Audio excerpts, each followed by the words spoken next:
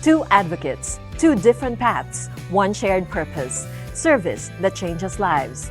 One leads organized efforts to serve children and strengthen communities. The other serves quietly, protecting and caring for homeless animals where he works each day. Our first advocate is Kiwanian Stachys Neil Espino, the youngest and first millennial governor of the Kiwanis Philippine Luzon district. He shares how Kiwanis is making a difference as the organization marks its 111th founding anniversary celebrated this Kiwanis Week. Then we meet a security guard whose sense of duty goes beyond the call of his job, extending to the stray animals in his care. Rene Ogardo, the man behind the popular FB page, Loming the Stray Cat. I'm Rochelle Rubio, and this is The Advocates, Empowering Voices.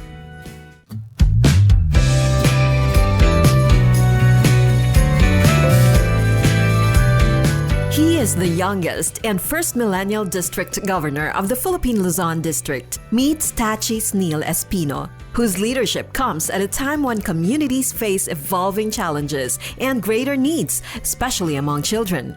How does being a millennial leader shape his approach to service? And what core advocacies does he champion as district governor of PLD? Of course, I am humbled, when they always call me the millennial governor or the youngest governor of our district. But actually, even before I became a governor, I already consider myself as a transformative leader. So my style is always transformative, always directed at achieving a shared vision. And I would like to portray a leadership style that is motivating and inspiring. So, yun yung nakikita ko sa sarili ko as a millennial governor. And most of our advocacies actually ay dito napapaloob on how we engage our members, on how we motivate them, and how we inspire them. Under Gov. Neil's leadership, the Philippine Luzon district is pushing for a remodeling of its service delivery system. These reforms aim to make Kiwanis programs more responsive, inclusive, and relevant to the needs of today's communities and the children they serve. In our organization, alam natin that there are a lot of space for improvements or new directions na tinatawag natin. But currently, hindi natin kayang pagsabay-sabayin lahat yon. But for me, sa aking term, I am focusing on two major directions na gusto nating bitbitin. And number one is on the strategic approach in terms of leadership and management.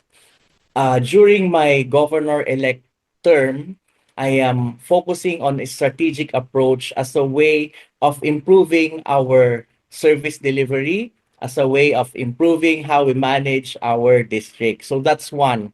I hope that the district will move forward using the strategic approach when it comes to leadership and management. And second, very relevant because we are a service-oriented organization, we would like to push for the remodeling of our service delivery. And later on, probably matatackle po natin so that our Kiwanis organization will be more relevant, impactful, and sustainable. Kasi we always say that iba na ang panahon ngayon.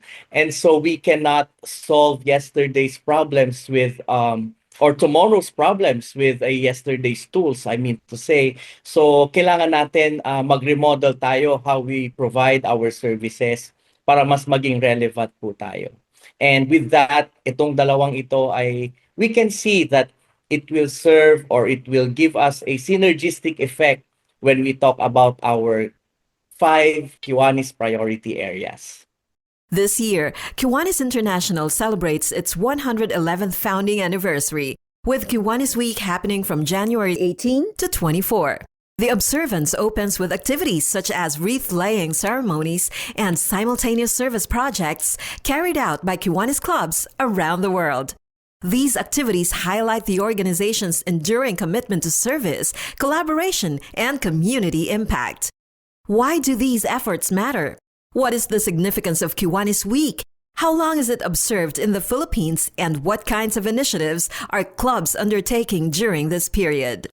We Kiwanians cannot underestimate the significance of our Kiwanis Week celebration because for the past 111 years of Kiwanis International and now the 51st year of our district, alam naman natin that we always serve the children and our communities.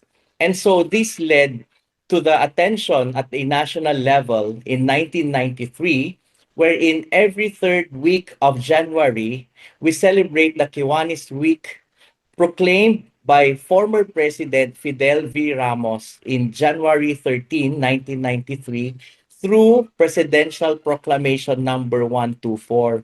So our efforts as Kiwanians were recognized even back then in 1993. So what we do during this special week is, of course, for feeding programs. We do the special games as we saw yesterday or special Olympics. We do medical and dental missions.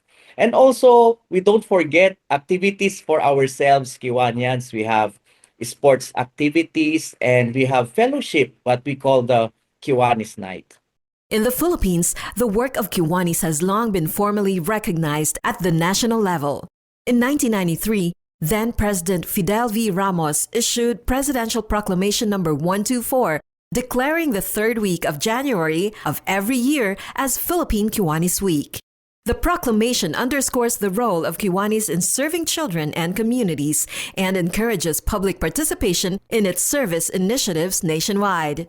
More than 3 decades later, Kiwanis Week remains a reminder of how volunteer service continues to shape lives and strengthen communities across the country. Coordinators natin, pag-coordination sa, yan, kunwari sa national parks or yung mga iba, nilalagay ko yon sa unahan that this celebration is declared or proclaimed by the government as the Kiwanis Week celebration every third week of January.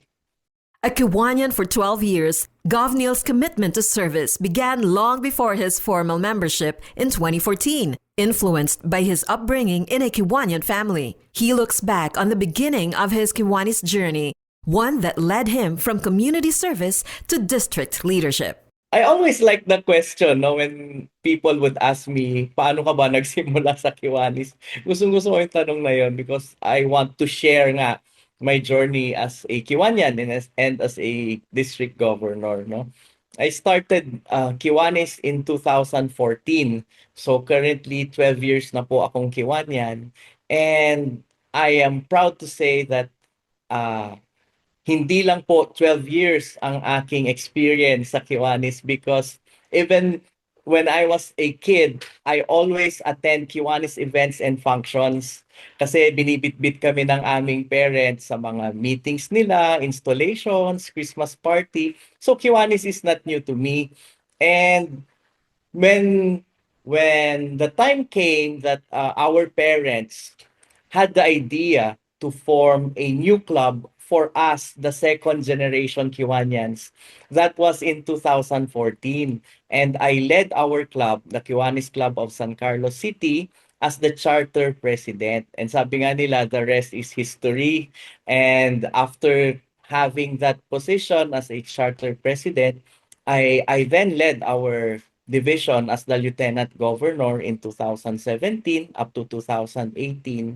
After that, I stayed in our division because as a young physician, may mga priorities din po tayo, gaya ng other Kiwanian. So I stayed here in Pangasinan, but I still supported Kiwanis. I had committee chairmanship in our division.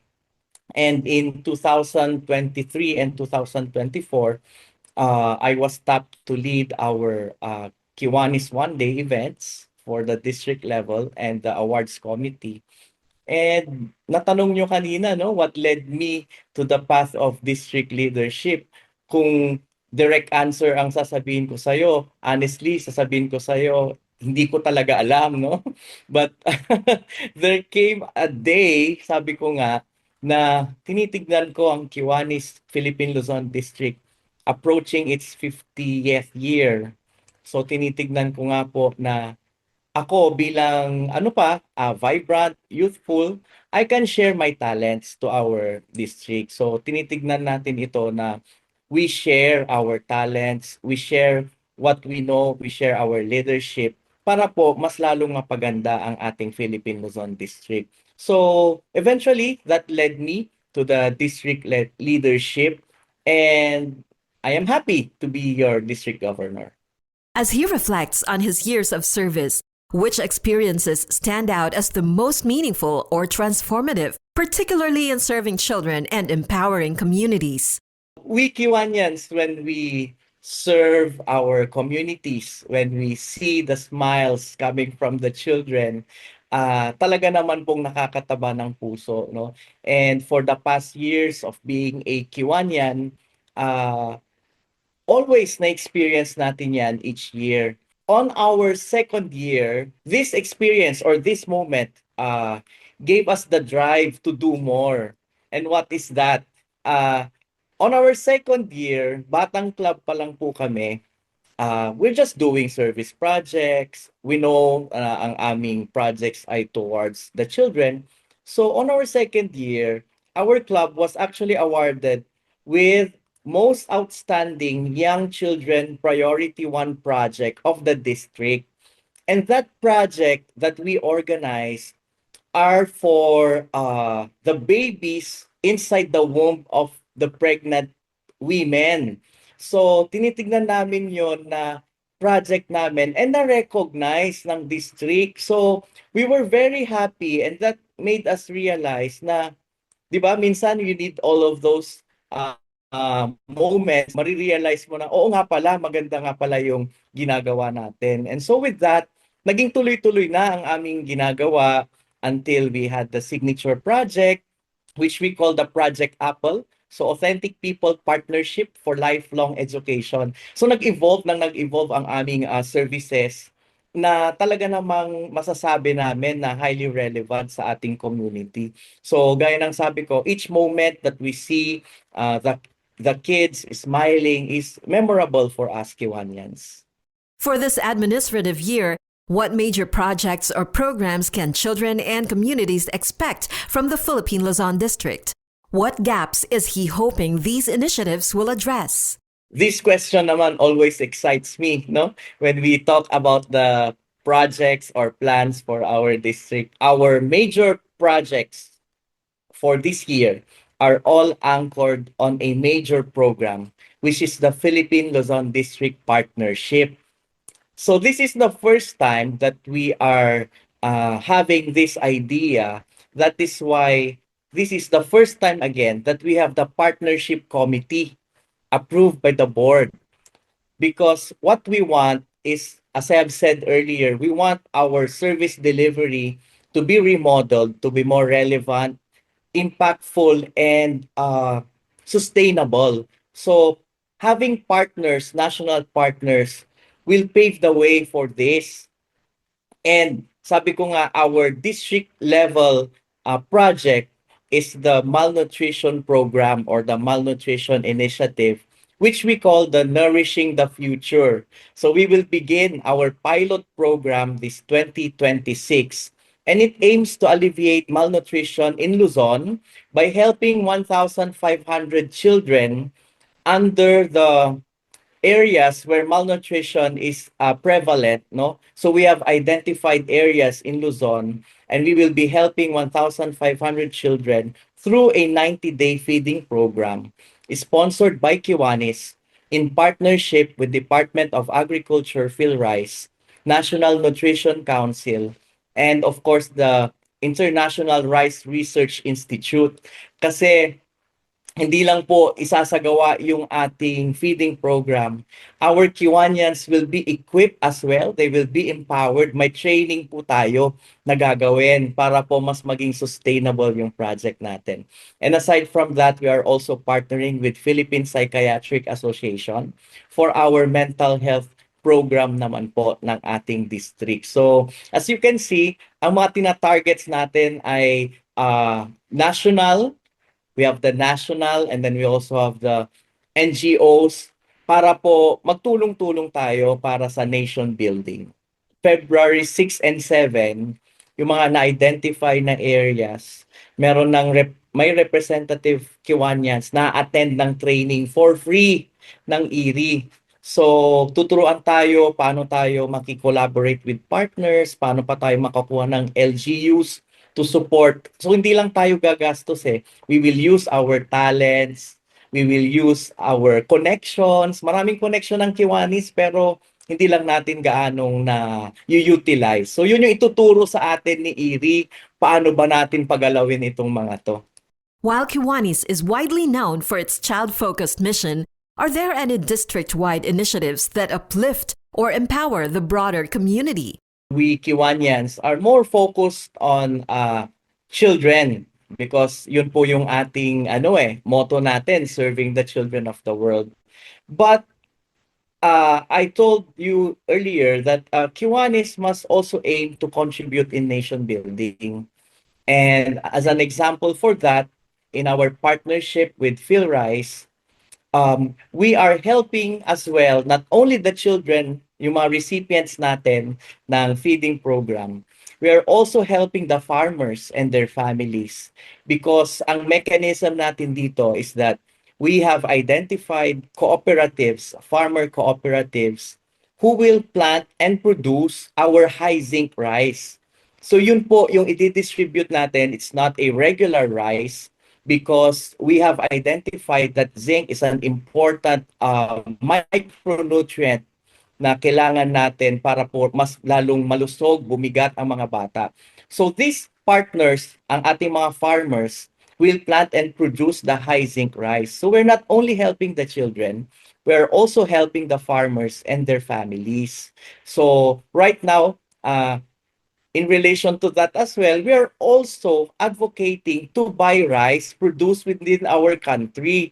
And so yun yung binabanggit natin na patriotism na gusto nating ipakita as Kiwanian. So hindi lang po children, and most especially, tumutulong din tayo sa communities, adults man yan, and their families as well. Kasi kung titignan natin, ang malnutrition in our country, malungkot man, karamihan din ng mga afflicted by malnutrition ay mga anak din ng mga farmers. Why? Yung tinatanim nila, binibenta nila so that they can have money to buy yung mga hindi magagandang klase which are cheaper. So ganun ang nangyayari sa cycle natin. Kaya kawawa din yung mga families nila. So naisipan natin itong program na ito to be more what do you call this? Magkakalink sila, hindi lang children. So families and their farmers. And also sa mental health din, no, hindi lang din mga children ang ating mga targets diyan. We also target the mental well-being of our carers, the primary caregivers, our parents kasi hindi natin namamalayan sa tagal ng mga problems that they are encountering with these children, sila na rin ay nagkakaroon ng problems with their mental health. So we are holistic in our approach, not only sa mga children, but also, most importantly, also their caregivers. So those are some of the examples na masasabi natin na although we are child-focused in our mission, we also uplift our communities. For those who may be unfamiliar with Kiwanis, the organization is open to individuals who believe that service can create meaningful change. It brings together people from different backgrounds who share a commitment to helping children, strengthening communities, and working collaboratively for the common good. Kiwanians are volunteers who value leadership through service, are willing to give their time and skills, and find purpose in transforming compassion into sustained community impact. In our official district branding material, which we will be releasing in line with our Philippine Luzon District website, it says compassion, action, impact. 3 strong words na masasabi ko na talaga namang ito ang magdadala sa Kiwanis para po mas makilala tayo as Kiwanians. So in that branding material, Kiwanians will turn our compassion into action and impact. Because in Kiwanis, we do not only observe, alam natin there are problems, but we move to make children thrive and reach their potentials. So yun yung gusto natin eh. And so kung gusto talaga natin na maka-invite and maka-encourage ng members, ito yung nakikita ko na ipaglaban natin, that we Kiwanians have the compassion. We Kiwanians move or we act, and then we Kiwanians aim to have an impact in our communities. What helps a member stay grounded, motivated, and active in Kiwanis over the years? For the past years as a Kiwanian, I see these two as a, what do you call this, motivation for us to stay in Kiwanis. And these two must be present always. Number one is service, and number two is fellowship. We serve and we enjoy each other's company. Yun yung major pieces na kinakailangan natin so that all of us stay grounded, stay motivated, and active as Kiwanians for many years. As Kiwanis Week continues, Gov Neil gently reminds Kiwanians to return to the reason they chose to serve in the first place. Not for recognition, but for the simple and lasting reward found in a child's smile. To our fellow Kiwanians and fellow servants of the children, I would like to request you all that during this Kiwanis Week celebration is that let us take a moment to reflect and look inward. No? Balikan natin, sabi ko nung ating wreath laying yesterday, balikan natin the moment that we first receive our Kiwanis pin and put here in our what do you call this? Ilagay sa collar natin. So I would like to ask everyone to remember the day you first put on the Kiwanis pin, and let us ask ourselves, why did I join Kiwanis? And most specifically, what is my why? So did I join to be a leader? Did I join to just look around? Or did I join to make a positive impact in my community? So as a final message, I would like to invite everyone to continue to serve. Let us continue to serve with a heart that seeks no reward other than the smile of a child.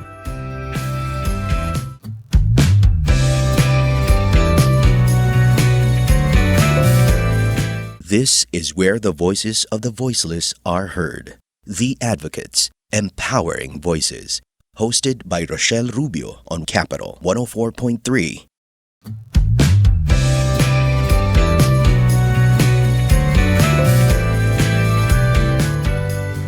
You have probably seen him on social media, quietly feeding stray cats at the fast food chain where he works. By profession, he is a security guard. By heart, a protector of homeless animals. Rene Ogardo is known for his compassion for strays, with cats naturally drawn to him wherever he goes. He is the man behind the viral Facebook page, Lomeng the Stray Cat. This is his story and the stories of the stray cats he has given refuge over the years, especially Lomeng, the cat who captured the hearts of many. Ako si Rene Ogardo, isang security guard. Isa akong animal advocate. Mas madalas akong magbigay ng pagkain sa mga stray cat, sa mga stray dog. Si Lomeng the Stray Cat po, siya po yung na-rescue ko na pinakaunang cat doon sa duty ko, yung previous ko po na duty. Kitten pa talaga siya na napulot ko sa parking lot. Tapos hindi ko naman alam na babae pala yon. Since pandemic, parang siya naging libangan ko pag oras na sarado na yung store kasi parang talaga nun, parang ghost town during lockdown. So, pinagtiyagaan ko talaga siyang alagaan. Sinikap ko talaga na mabuhay dahil nga kitten pa siya noon. Hanggang sa lumaki na siya doon sa duty ko. At nung nung nabuntis na nga po, yun yung pinakaunang anak ni Lomeng, si Shankin at saka si Boching. Pinaka-birthday niya is May 16. Then, nanganak naman si Lomeng kay Shankin at Boching December 24. Orphaned kittens less than 4 weeks old face extremely low chances of survival without constant care. At this stage, they must be bottle fed just to stay alive. Young kittens are also unable to regulate their own body temperature during their first weeks of life. Normally, their mother provides warmth, nutrition, and protection.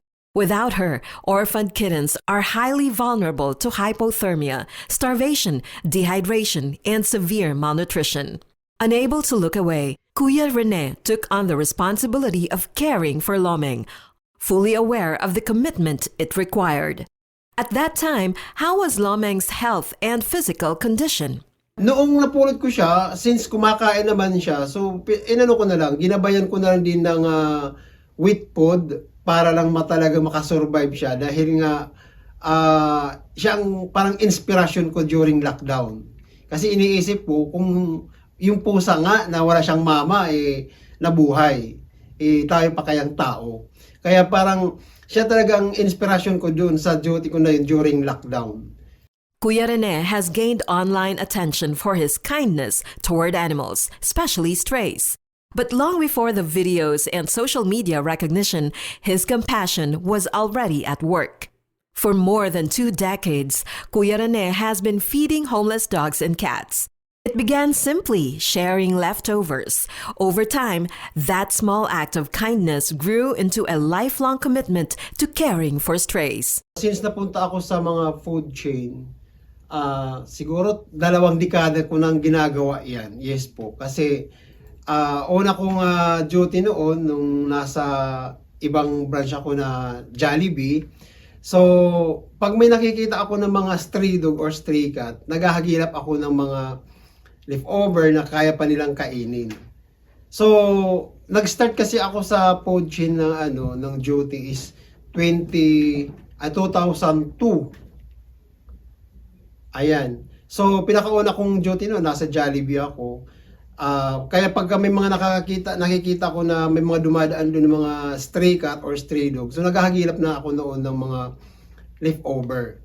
That compassion, he says, was shaped early in life, influenced by his grandparents' example and the values they instilled on how animals should be treated. Parang ano na talaga kasi nakagisnan ko na po na pet lovers talaga yung lolo't lola ko. So parang na-adapt ko na rin yung ganong sistema na binibigyan ng halaga ang buhay ng mga aso at pusa. Kitang-kita ko na po talaga kasi yung lola ko talaga napakahilig ng pusa talaga, aso.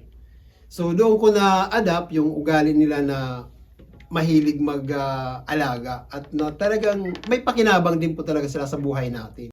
How regularly does he make time to feed the stray animals that cross his path? Hindi ma'am, ang ginawa ko pag nagpapakain ako sa kanila is natural lang, yung parang nasa bahay lang na pagpapakain sa kanila. Isang kain na nila sa morning, isang kainan sa evening. May regular meal po talaga sila na ganung sa mga stray cat na yun. Eventually, Kuya Rene shifted from sharing leftovers to buying proper cat food. It was a heavier expense, but he could not turn away from the stray cats that depended on his kindness and care. When it comes to feeding them, Kuya Rene does not cut corners. Pinapakain ko sa kanila. Tapos nung nakita ko na parang hindi na talaga sila ganun kaganado kumain. So nag-start na po ako maghanap ng mga cat food na pwede nang maibigay na sa kanila. Sugal sa buhay po talaga. Kailangan talaga panindigan talaga kasi nandyan na yan sa puder ko.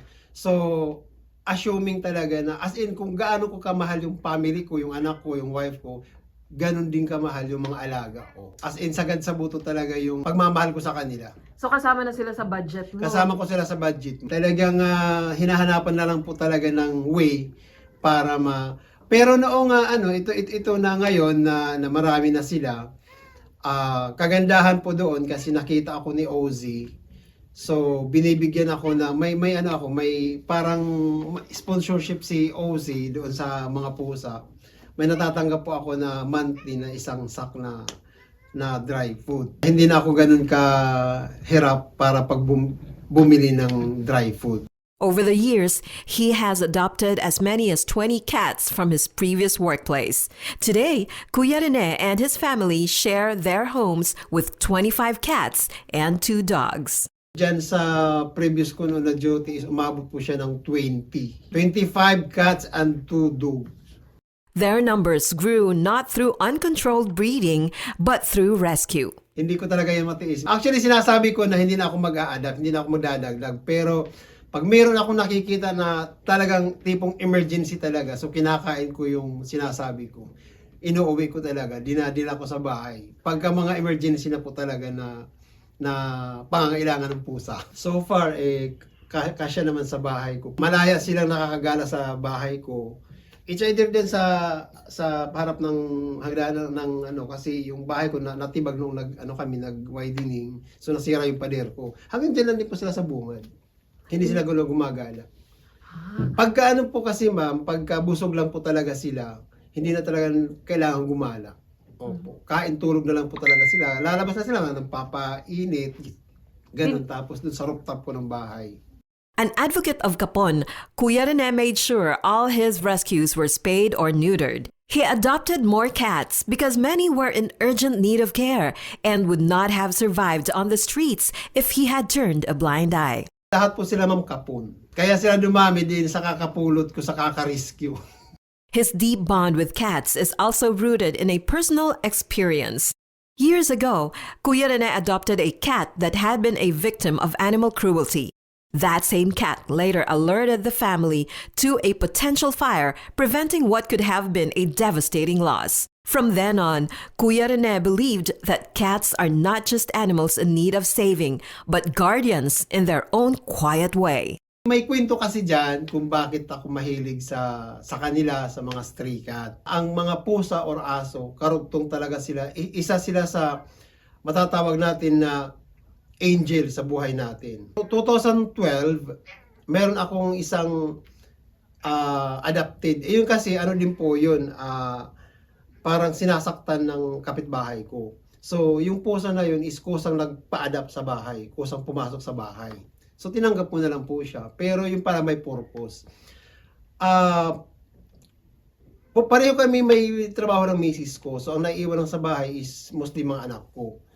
Umagang-umaga nung kwento ng anak ko, nagsisisigaw yung pusa. Inakyat siya doon sa kwarto niya. Tapos, kinakalampag yung pinto. Tapos sigaw siya ng sigaw yung pusa. Di nagising yung anak ko. Pag gising ng anak ko, bumaba siya dun sa ground kasi may isikan po yung bahay ko doon. Doon yung mga kwarto ng mga anak ko. Nag-leak na pala yung gasol. Opo, so umaalingasaw na yun yung buong bahay. Then, siguro kung hindi yung pusa, baka nasunog yung bahay ko po. Kaya simula noon, nung time na yun, mas lalo akong naging malapit sa kanila. Na parang sabi ko, utang na loob ko yung buhay ng family ko dahil dun sa pusa na yun.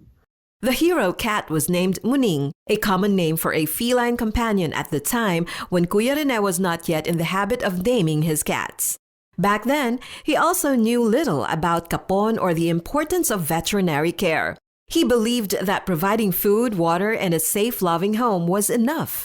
It was only later, after meeting animal welfare advocates, that Kuya Rene learned about responsible pet ownership and the critical role of proper care. Nung time kasi, basta nag-a-adapt lang ako, nag-aalaga lang ako, walang mga pangalan-pangalan. O basta ang pangalan ko lang po noon is Muning. Then, mayroong, kasi babae siya, nagkaroon siya ng, at saka hindi ko pa alam yung time na yun na, yung pwede pala silang ikapon. Kasi natuto na po ako magpakapon lang noong na-engage na ako nung kinamamaluming na nga po. Pero noong time na yon hindi ko pa kaya, marami din po ako. Bago ako nagkaroon sa kanila, una kong cut noon is 16. Opo. Kaso nagkasakit at tapos wala din po akong tamang kaalaman regarding sa pagpapagamot sa kanila, mga ganun. Wala pa ako nakakausap noon na talaga mga pet lovers. So, pag namamatay sila, iniisip ko lang na siguro talagang araw na niya, may kasabihan natin na pag namamatay daw ang pusa, may sinasagip. So yun, Isa na lang ang natira doon, bali pinakaapo nung cat na yun na nagsip sa amin is yung na nasa bahay. Yun ang may pangalan si Buknoy. Yun ang huling lahi doon sa cat na nagsip sa amin. Does Kuya Rene have any favorites among his rescues? Wala po akong paborito, pantay-pantay po ang treat ko sa kanila. Pare-parehas naman sila dahil kumbaga sa tao pa ayaw ko na meron sila may magsisilos. Kaya pantay-pantay po talaga yung treat ko sa kanila, yung pagmamahal ko sa kanila. He shares his memories of a certain cat named Tuxedo. Nagsisilos. Mayroon akong isang cat ma'am na nagsilos, si Tuxedo. Si Tuxedo po yun, yung isa din po yan na na-rescue ko dyan. Sobrang, nung napulot ko siya, grabe ang galis. Pero napagaling ko siya in my own na pamamaraan. Ginamot ko lang sa isang herbal na serpentina. So gumanda ang hitsura niya. Then, nung nagkaroon ako ng isang cat na kaliko cat, doon ko na feel na nagsilos si Tuxedo. Nung dumating sa buhay ko si Kaliko, nag-umpisa siyang lumayo sa akin kasi dati sa akin yung tumatabi. Laging magkatabi kami lagi matulog. Then pagka natatagal na akong matulog, kakalabitin na ako, na parang sinabi na ilatag na yung higaan natin. Ganun. So nung dumating yung isa kong cat na Kaliko cat, nag-umpisa din parang nagbago ang attitude ni Tuxedo. Umalis, lumabas ng bahay. Pagbalik po niya, may sakit na. So doon, nagtuloy-tuloy. Kaya parang feeling ko nagsilos siya kay Kalika. After being exposed to other animal welfare advocates, Kuya Rene came to understand the full responsibilities of pet ownership.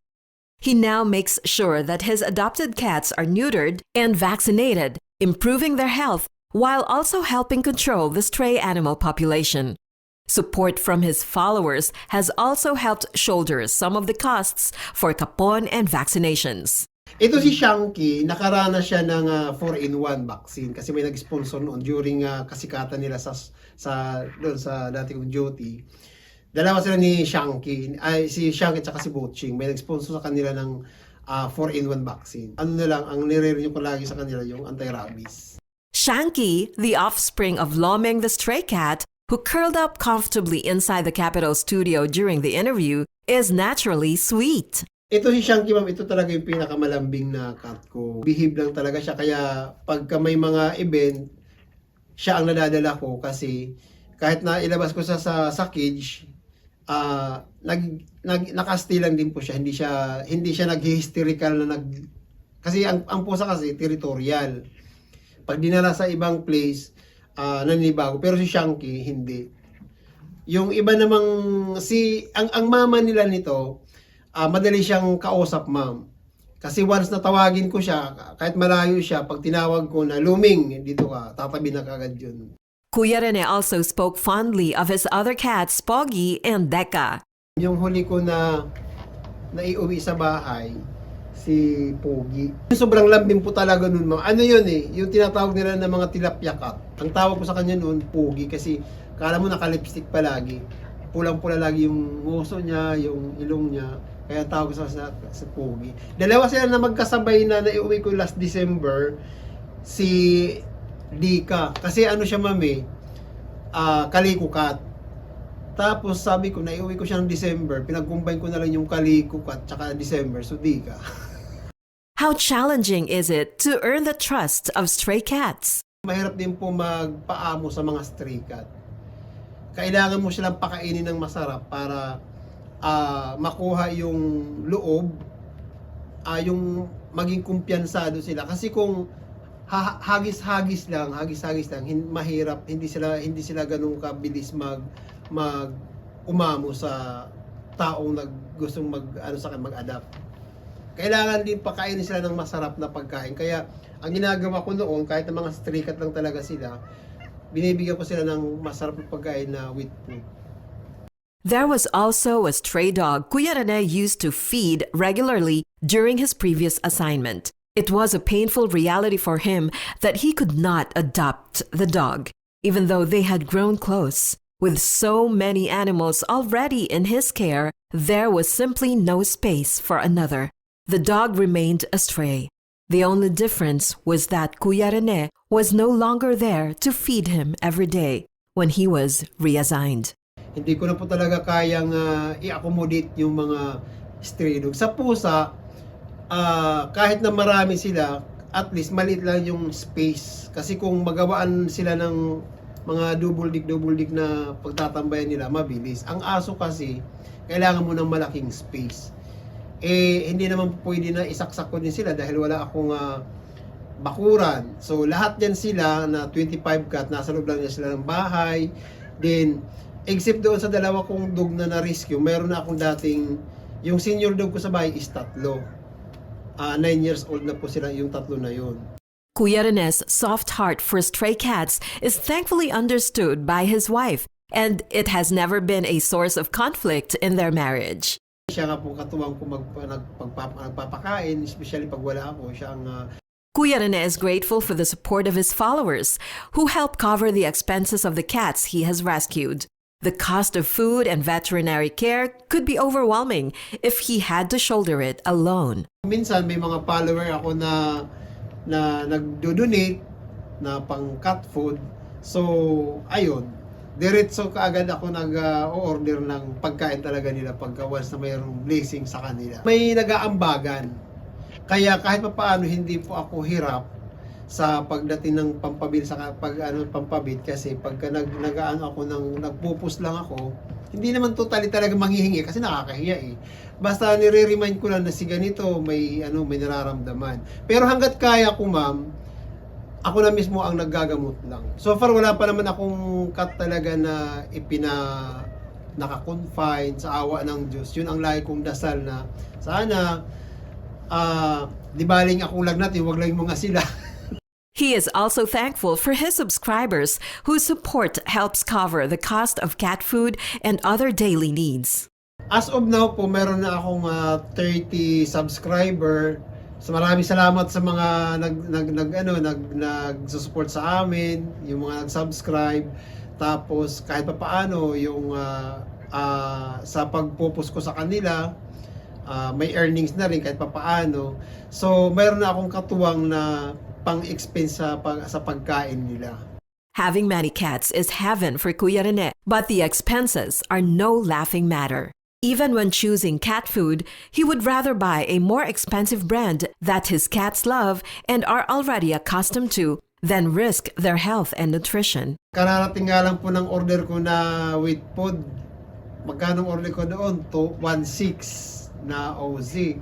Kasi hindi ko rin sila, alam mo yun kasi, kaya din po ang pusa nagkakasakit, yung paiba-iba ng pagkain. Since natikman nila is OZ lang talaga sila, hindi ako bumili ako ng last month, bumili ako ng may nakita ako sa TikTok. So sabi ko itatry ko. Ayun, naglagas ang buhok. The story of Martha, the cat with epilepsy rescued by Kuya Rene. Mayroon akong isang cat na may sakit na epilepsy.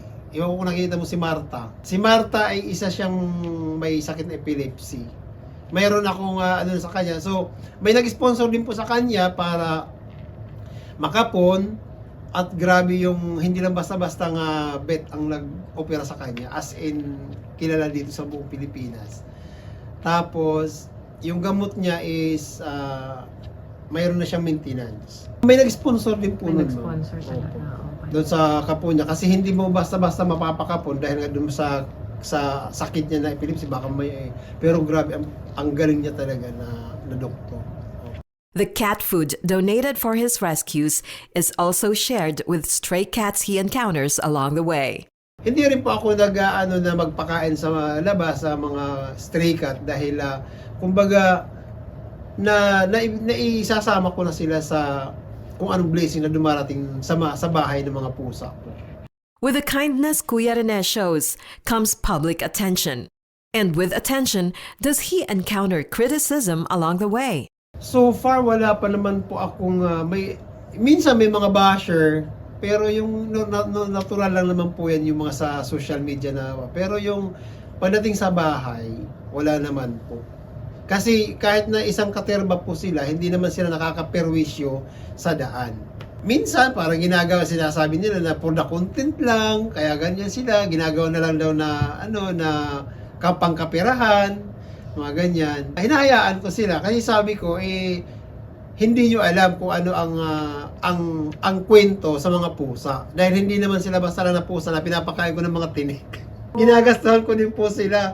Bumibili din po ako ng libu-libong pagkain, lalo na yung wet food. Ngayon na mahal ang isda, ma'am. Dati kasi nung mura-mura ang isda, bumibili talaga ako ng isda, ng fresh na isda para sa kanila. Pero ngayon sobrang mahal.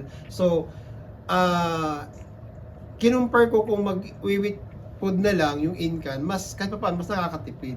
Kasi sobrang mahal talaga ngayon. Dati nung mura-mura, nakakabili ako ng 10 kilos, good for mga 5 days na yon, naka-reef lang. So, mas tipid. Kuya Rene's cats eat a mix of fish, rice, and cat food to maintain balanced nutrition. Their diet is sometimes shaped by the availability of funds and the rising cost of living. More on rice sila, ma'am. Bumibili ako ng bigas, yung 25 kilos nila na rice is good for 20 days lang yan. Meron din po akong dalawang Siamese. Sanay na po sa rice. Cats are natural hunters, and households with cats often experience fewer rodents and insects. In feline behavior, bringing home a catch is commonly understood as a display of instinct and social bonding. For Kuya Rene, this has meant unexpected gifts, rats and roaches his cats proudly bring home from their outdoor hunts. Nanguhuli sila sa labas, dinadala sa loob. Kasi wala na sila makita sa loob. Kaya naguhuli na sila sa labas, pinapasok sa loob. Ginagawa nilang laruan na sa loob. I accompanied Kuya Rene to his new store assignment, and we were both pleasantly surprised to see one of his followers who went to hand him cat food for his rescues. The management of the company where Kuya Rene is now assigned is also made up of animal lovers. As in his previous post as a security guard, stray cats and dogs seem naturally drawn to him. Sa ngayon po, nalaman ko na pet lover sila, ma'am. Kasi meron silang mga alaga din po. Mayroon talagang magtatambay ng mga stray cat, mga stray dog. So, ang advice ko na lang po doon, wag na wag talaga na lang silang sasaktan. Kung ayaw ninyo, itaboy nyo as in pwede nyong sabuyan ng tubig na malamig. Wag nyong sasabuyan ng mainit na tubig, wag babatuhin. Kasi, ang pagtambay nila dyan is nag-aantay lang talaga yan kung sino ang magdodonate, kung sino ang magbibigay. Mabuti nga, kasi kung tao pa yan, malamang nagnakaw yan eh. Pero since hayop lang naman sila, ang gusto lang nilang iparating sa lalapitan nila is nagugutom sila dahil sa pamamagitan ng, kasi pag ang tao ay isang pet lover, sa tingin pa lang ng aso or pusa, malalaman mo na nagugutom sila. Malalaman mo na nangihingi sila. Kuya Rene has made it a habit to bring cat food and dog food wherever he goes. At times, people even approach him hoping he might take in their kittens. Pag umaalis ako ng kaya yung bag ko sira-sira na dahil mas sa sobrang bigat, nasisira yung safer kasi lagi na doon nakasiksik na yung mga tripod, yung wet food. Lagi ako may dala dyan kasi kapag mayroon ako nakikita na kaya kong lapitan, so magkakaintindihan tayo. Dahil nga po doon, ma'am, sa niligtas din nila yung buhay ng family ko. Yung isa kong anak, yun niya may alaga siyang dalawang shih tzu. May binigay sa akin na yung Siamese, binigay ng isang rider. Ayaw ko talaga mag-alaga ng may lahi. Kapag may lahi, yung mga Siamese, yung mga Persian, kung ano-ano, mabilis pa sa alas 4, hindi man i-offer sa'yo na i-adapt, marami ang mag-react, sige, i-adapt ko. Pero kapag ka mga pusakal, Diyos ko, maglumpasay ka man dyan sa walang papansin, walang mag-a-adapt dyan. Kaya ayaw ko mag-alaga ng may mga lahi. The most recent kitten Kuya Rene rescued was a victim of animal cruelty, a harsh reality that not all strays are simply abandoned. Some are harmed. May lapnos sa gilid. Opo, alam mo bang dinala ko kay Doc Gab. Kaso hindi talaga nakasurvive kasi ang laki ng paso niya dito sa balakang. Kita na talaga yung buto. So far, naka 6 days din siya sa bahay. Pero hindi na talaga nakayanan, ma'am. Kusa na lang dumating yan doon sa duty ko eh. Paglabas ko, may nagkumakaluskos. Kasi doon sa duty ko, lagi lang ako may nilalagay na extra na food. Para kung may mga dumadayo doon, may mga napapadaan doon, so makakain sila kaagad. So yun nga, kala ko na dehydrated lang, kasi sobrang payat. So paglingon yung ganun, tawag ko, ang laki ng sugat dito sa balaka. Opo, so wala nang pagduda-duda, wala nang daming cheche-burechi, inuwi ko na kaagad yun. Opo, sakto kinabukasan di off ko, so dinala ko na kaagad kay Doc Gab. Kaya lang hindi na rin nakayanan niya talaga. Nabuhos sa piling ko, binuhusan talaga sinadya kasi pabilog siya eh. Tuklap talaga yun eh. Kaya ngayon ang ano ko na masama, sabi ko masama pa naman ako pag nagsasalita ako, parang gusto ko silang isumpa na kainin sila ng lupa. Kung sino man may gawa kasi di ba? Maraming paraan kung bubugawin mo lang yung isang pusa o aso. Maraming paraan. Buhusan mo lang yan ng malamig na tubig or normal na tubig, kakaripas naman ng takbo yan eh. Hindi na yan babalik. So bakit kailangan pang saktan? Bakit kailangan pang ganunin sila? With his growing online presence also comes criticism. How does Kuya Rene respond to netizens who question or throw shade at his efforts to help stray animals? Hindi ako nagpapa-apekto sa kanila kasi ang katwiran ko, kung mayroong nagdo-donate sa akin, hindi ko kinakain yan. Kasi sa sahod ko pa lang, buhay na buhay ng family ko. Dahil mga anak ko, 3 lang naman ang anak ko eh. May mga trabaho na yan sila. May kanya-kanya na silang family. So, binubuhay na lang ng sahod ko is yung misis ko na lang. May sarili naman akong bahay. Hindi na ako nangungupahan. So, kahit magbas pa sila ng magbas na nagsasabihin na ginagawa mo lang content yung mga hayop, yung mga aso, yung po sa ginagawa lang mo lang na for content para pinagkakitaan, ay, pumapalakpak ang tainga ko ma'am kasi hindi yan totoo. Hindi ako nahihiya doon. At saka yung mga supporter ko noon, hindi naman sila nagpapa-effect dahil alam din naman nila na legit yung ginagawa ko. Wala akong dinudugas. Kung may nagdudunit sa akin na pang-cat food, on the spot, ibinibili ko yan. Kaya kita mo na, kung hindi yan sila alaga-alaga, ganyan ba kalalaki kalulusog mga yan, ang kukulit. Diyos ko po, kaya hindi ako naapektuhan dun sa mga basher na yun. Mayroon talagang ibang mga nagre-rescue na talagang, yun ang totoo na ginagawang pera, parang nangi-scam talaga sila. Kaya lang, yun nga, nadadamay kaming mga legal, mga matitino. Mas marami pa nga ang nagdi-demand na GCash, yung GCash mo, pero yung ako magpo-post, never kong ginawa yan. Within 5 years ko na pag-rescue ko nga. Wala akong, unless na talagang kailangan, pero pag lang hingi ako noon ng donation, yun nga po yung kung hindi ko na kaya ipabet. For spay and neuter procedures, Kuya Rene relies on Biyaya Animal Care. For emergency veterinary treatment of injured rescues, he turns to Doc Gab, a trusted partner in urgent care. Mostly sa mga alaga ko sa bahay, galing kay Biyaya, doon ko sila dinala pinakapon. Yung dinala ko dyan kay Doc Gab, yun na lang yung mga nare-rescue ko na lang, tapos pinapa-adapt ko. Ayan. With Kuya Rene's online popularity, does his presence also help draw more customers to the fast food chain where he is currently assigned? 100% ma'am, promise. Kasi katulad ngayon na inaabangan ako kung saan ako na-assign, may mga naghahanap sa akin. So, tinatanong kung saan ako naka-duty. So, unang-una na na-meet ko diyan sa ngayon sa Burger King is isa kong follower. Actually, nung pagpunta nila doon, dapat hindi siguro sila magtatagal. Nakita nila na maganda yung venue kasi mayroong yung dyan sa labas ng Alprisca. So, para talaga yan sa may mga dalang pet. So, noong nakita niya ako doon, natagalan yung kwentuhan namin, mas naparami pa yung pag-order nila. Nakakadagdag po talaga sila ng maliban doon sa attraction sila sa store, nakakadagdag ng benta. Kasi yung iba, lalo na pagka katulad kay Shanky, kung nakaka-costume na nakikita doon, imbis na dadaan lang, kumbaga, pupunta pa talaga sila doon. So, imbis na makikibanding lang sana, kung nagutom yun, nauha, di bumili sila ng ice cream, bumili sila ng halo-halo, o di na nakadagdag benta, nakahatak ng customer po talaga. Opo, malaki ang tulong sa kanila. Kasi once na nakita sila ng mga pet lover, talagang pupuntahan nila talaga. When asked what he would say to those who harm animals, Kuya Rene had this to say. Yun po talaga yung lagi kong ina-announce din sa page ko na pakisuyo lang, utang na loob. Kasi parang tao din yan sila.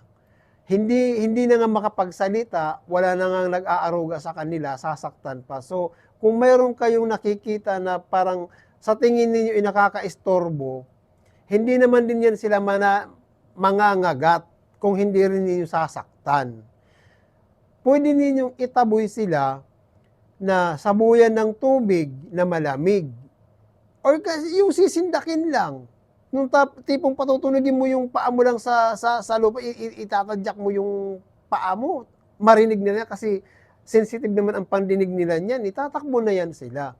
Huwag naman sana yung babatuhin, sasabuyan ng mainit na tubig. Maraming paraan kung paano natin itaboy ang mga aso at pusa. Dahil hindi rin naman yan sila kakagat hanggat hindi nila nasasaktan. Parang tao lang din yan. Once na sinaktan mo, ay gaganti din talaga yan. Katulad din yan sila. Hindi yan sila kakagat kung hindi mo rin sasaktan. Hindi reason yung nagnakaw ng ulam, kaya ibabalibag, tatapon. Hindi reason po yan. Yun lang talaga ang pakiusap ko, panawagan ko na wag naman sanang sasaktan. At wag naman sana ninyo itatapon. Pwede nyo namang, kung ayaw na ninyo mag-alaga, wag nyo saktan, pwede nyo ilagay sa isang area na safety na lang din sila. Yun na lang. Kaysa naman yung iba, isasako, ilalagay sa basura, ilalagay sa plastic bag. Hindi po yan ang solusyon. At saka pinaka-the best na solusyon talaga dito, kapon. Kapon ang solusyon. This is Kuya Rene's message to pet owners, urging them to choose responsible care over abandoning animals on the streets.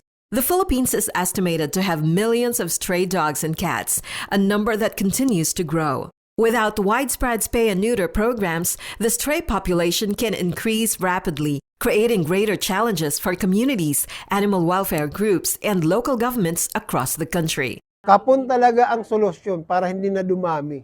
Hindi yan solusyon ang pagtatapon ng mga kuting. Ipakapon nyo. Mayroon namang libreng kapon talaga na hindi lang nalalaman ng mga katauhan kasi tamad lang din sila mag-usyoso, tamad lang din sila. Hindi porket walang hindi kapirahan siguro, gano'n lang ang mindset nila, gasto kasi yan eh. Mayroon naman talagang sa LGU, mayroon talaga. Hindi lang talaga sila nagtatanong-tanong, naghahanap kung saan ang may mga libreng kapon. Until when does Kuya Rene intend to continue feeding and caring for stray cats and dogs?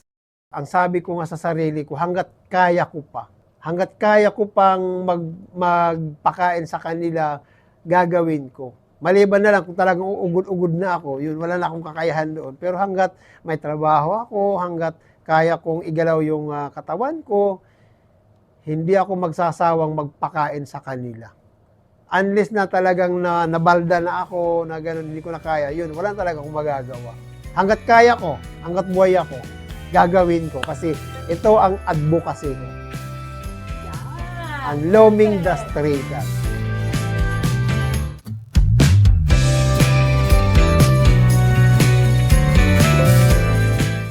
Whether through organized service for children or quiet acts of compassion for animals, advocacy takes many forms, but its impact remains the same. It is service rooted in care, commitment, and the desire to make lives better. Our thanks to today's featured advocates, Stachys Neil Espino, District Governor of the Kiwanis Philippine Luzon District, and Rene Ogardo of Lomeng the Stray Cat for sharing their inspiring stories of compassion with action, volunteerism, and leadership. I'm Rochelle Rubio. Join me again next Friday on The Advocates over Mega Manila's Capital 104.3, simulcast on digital app PBS Receiver, Facebook, and our YouTube channel.